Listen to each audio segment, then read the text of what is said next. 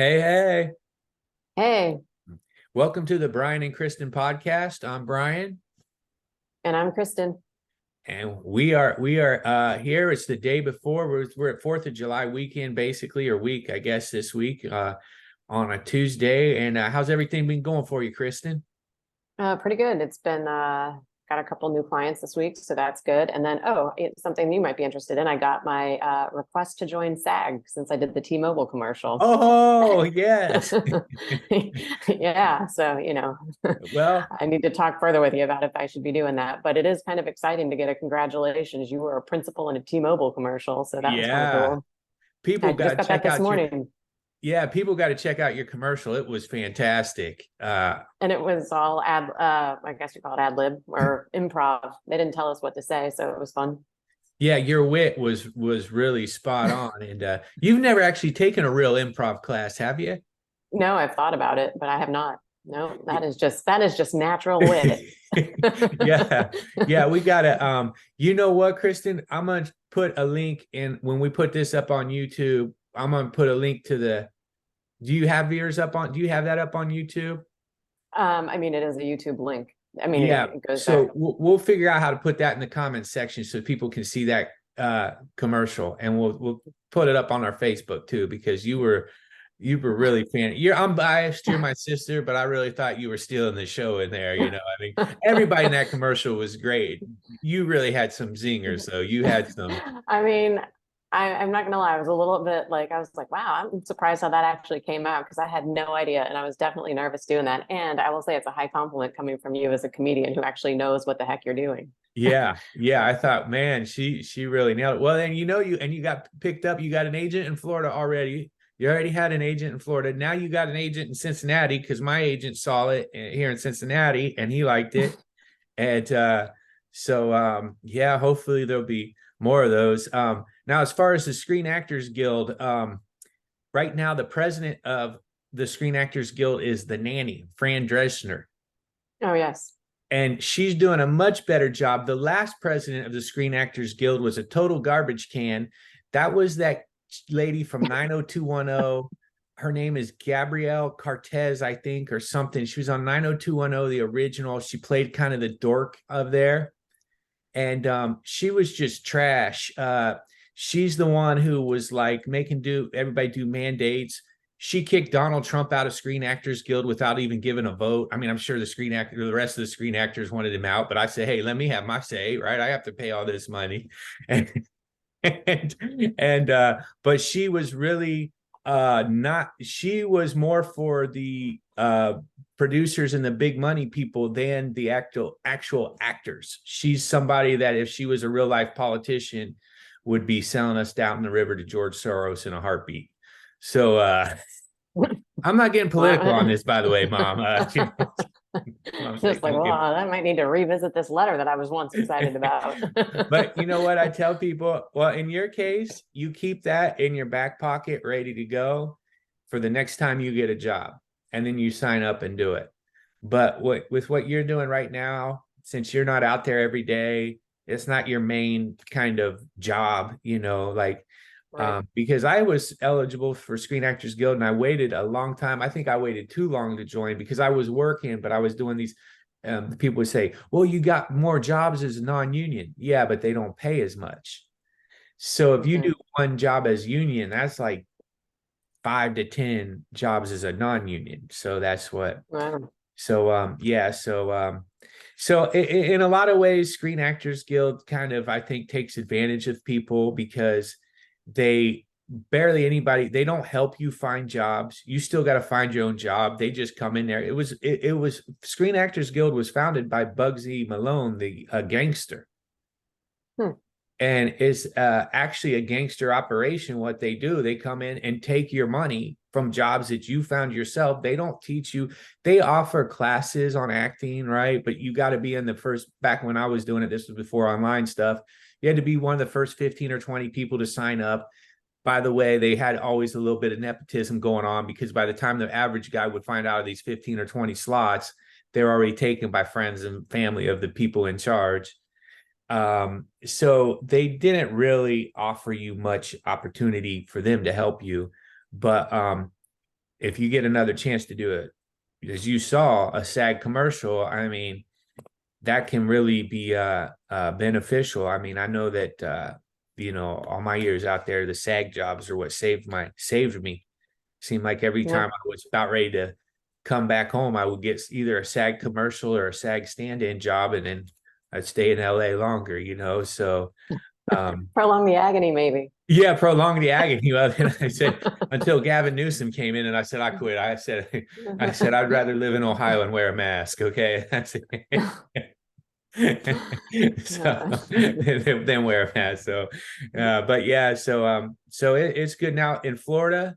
It's a right to work state. Ohio is a right to work state, so you don't per se need it. But I say anytime you can get a SAG, because they do have certain benefits and pensions and that type of stuff. But you really got to be.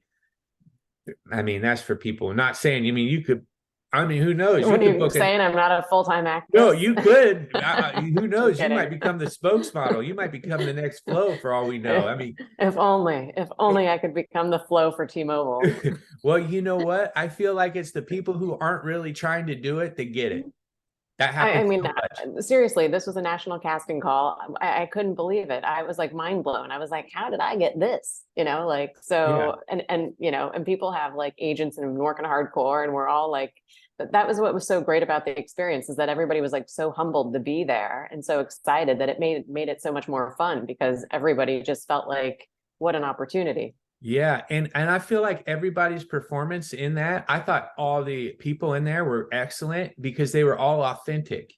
They weren't trying to, I'm here to perform, right? Because when you're around a lot of actors, it gets super annoying because they're always like, I'm here to perform. They're always perform, right? Like, God, Yeah.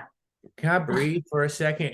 And it gets annoying too. And it's hard being a comedian because people always want to I just try to I do home remodeling, right? Because I say something else because I'm like, I don't want to be funny right now while I'm trying to eat my Whopper. Right, I exactly. just want to be like kind of like left alone. And a lot of a lot of the funny comics that I know personally that I like are so quiet and humble in regular life. They're kind of more observing than they are. Now, some guys are constantly on, but that takes a toll on you.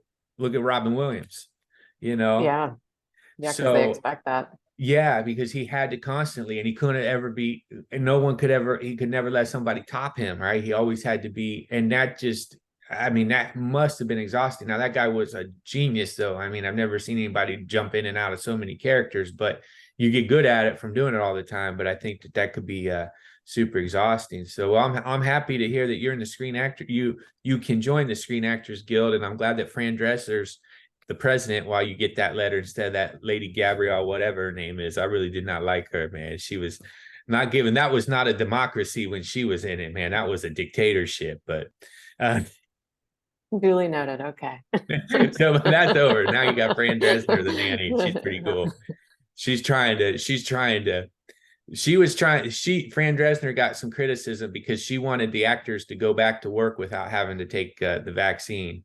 And of course, all these people in LA went crazy and were calling her the same thing they call everybody they don't like. All of a sudden, Fran Dresner's racist. I said, I don't think the nanny is racist. Okay.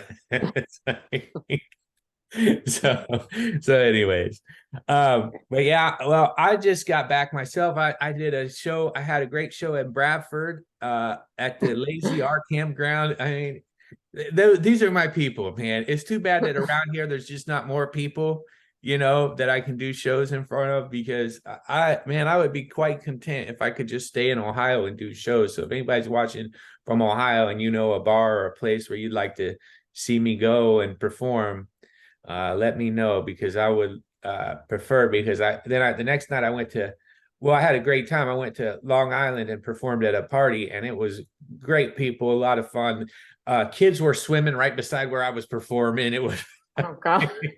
but I go They were in there like, and I'm only gonna, cannonball. what's that? They were like yelling cannonball and like the Let's middle get of the your comedian wet. No, they were respectful, and they were listening and laughing. But I had to go, and I'm they're gonna have fireworks, and then I look on my phone to see how I get back to the shuttle to get me back to the airport because I just took the train to Long Island from the airport, and then it said the bus is leaving in 20 minutes, and if you miss this bus, you won't get another bus until 6 in the morning. And I'm like, well, my flight leaves at 6 in the morning, and Oh I'm an no. hour away from the airport, and I don't know how much an Uber would cost from probably everything I made. So, Right. so I'm like, I don't want to lose money on the gig. So I had to leave early, which I would have loved to stay because, like I said, they were really, really cool people. And but I was up all night just kind of, okay, take this train, this, looking at my phone went dead. You never realize how much you Uh, are spoiled by your phone until it goes dead. yeah. So And that's a regular occurrence for you, that dead phone and walking around with a phone charger. that's true, right? It I is true. You're always are looking for a phone charger. And I've never seen anybody have a dead phone more than you. I don't understand it. You have like half-life battery. Maybe upgrade to T-Mobile or something. You got a problem. Yeah, better upgrade from Boost to T-Mobile. Yeah, something. I just like the cheap prices on Boost, but you know what? You're not the first person who has mentioned that I'm always out of battery, and I constantly have that in my pocket. So the charger, I mean. So yeah, so that's kind of what I was. So I just literally I think I slept. So before I flew out, I went to Bradford, did my show. I slept like from 2 a.m. to 4 a.m. Got in my car, drove to Columbus, got in the airplane, slept on the plane. I'm good at sleeping on the planes. And I always tell the pilot, you did a good job. I didn't wake up. And they go, that's the best compliment you can get. That's so good. I want to use that. I want to use Yeah. that one. Yeah. I'm the same. I just put me on the plane. I'll be asleep before takeoff. Yeah. As long as I don't wake up, as long as when I wake up, there's already people that are exiting the plane. Good pilot. And even, Yeah. usually when you hit the ground though, you do kind of feel that and wake, because there's that excitement in the air. Everybody's, and people who don't like to fly are really grabbing the seat in front of, oh my God. So speaking of flying, that's our topic today. Yeah, I was just going to say that. So yes, exactly. And it's by our wonderful and lovely neighbor slash person who helped us growing up, Diane Barbie, who her sons Brian and Brad are our friends, and we were talking about walking pigs, and how I used to go over there and walk the pigs, and how you were in 4-H and everything, and because they had the pigs, and her question was, do pigs fly? What do you think, Kristen? Okay, so I would have probably said no at a prior time in my life, but after doing a whole bunch of like personal development and spiritual development, I've seen things happen that I didn't know could happen, like me communicating with dead people, right? I didn't think that was possible. So I'm going to say I'm not sure, but we don't know. I think there's a lot of things we don't know about, so there might be a good possibility. Well, I'm going to say pigs do fly, and I can give 2 reasons why I think this. Okay. First reason why is all dogs go to heaven, all pigs go to heaven. So you got to fly to get to heaven, right? Okay. Mm-hmm. Second reason is, what did Dad call cops? This quote unquote from Howard Swinehart, pigs. It's pigs. Okay. A guy whose last name has swine in it. He used to walk around calling cops pigs. Okay. So our dad was a defense attorney, and he was always in court battling with the cops. And I've talked to several cops who dad would put them on the stand and grilled them, and they always used to say, man, your dad would give us a hard time, but we loved your dad. And you know what? Even though he gave us a hard time, we know he loved us too. But he was going, oh, those pigs arrested my client. They didn't come in with a proper warrant. Those damn pigs. God, So, definitely couldn't say that today. Yeah. I mean, you shouldn't have been saying it then, but shoot. I could, in his files downstairs, I found some stuff. He's writing those yellow. The pig came in this, and they weren't just like, and some of them were like transcribed in the court. He's calling in court. God. So you figure that I'm gonna call police because I don't want to get in trouble. I can't defend myself like Howard Swiner. Our podcast will get shut down before we even get it going. Like, what is going on in this one? Oh my God. Well, they were going good. They were building followers. They were on Spotify, but in episode 6, they started calling the cops pigs. And Thanks, Dad. We're trying to be successful in something. Yeah, but you figure if Dad can call them pigs, and that's a word of pigs, and cops can jump on an airplane and fly like I did today, so pigs can fly according to. Oh my God, that actually is that's clever. I was driving on the tractor, and I thought about that. I was like, can pigs fly? And I said, well, Dad called cops pigs, so they can get on a plane or a helicopter. So yes, pigs can fly. Oh my gosh. All right. Well, there we go. We answered that question, and we'll take anybody has some up and coming questions. Please let us know. We got a question for next week, is why I don't follow anybody on Instagram. And but we need some more questions for the up and coming weeks. So please comment down below if you have a question, any question at all, ridiculous, serious, funny, personal, anything, about soda pop, about tree. We don't care. We'll answer it, because it always, no matter what our questions are, it comes around like George's question last week. Who knew how far that would take us down our own personal life, Yeah, that was a good one. Yeah. And yes, please feel free to leave us any kind of questions you have or anything. And we're really having a great time doing this. And it's been nice to see some people commenting and letting us know they're watching. And we got so we got we got this going on Facebook and YouTube, and we're on Anchor, which puts us out to Spotify and a bunch of other places, Apple. So any place that you guys see it and you want to like it and subscribe to it, that would be awesome. And but yeah, please send us your questions, because we love we love doing this. And that was a good trick. Like a simple question like, can pigs can fly, you can take it so many, and it shows you with like the wording of looking at different words in different ways.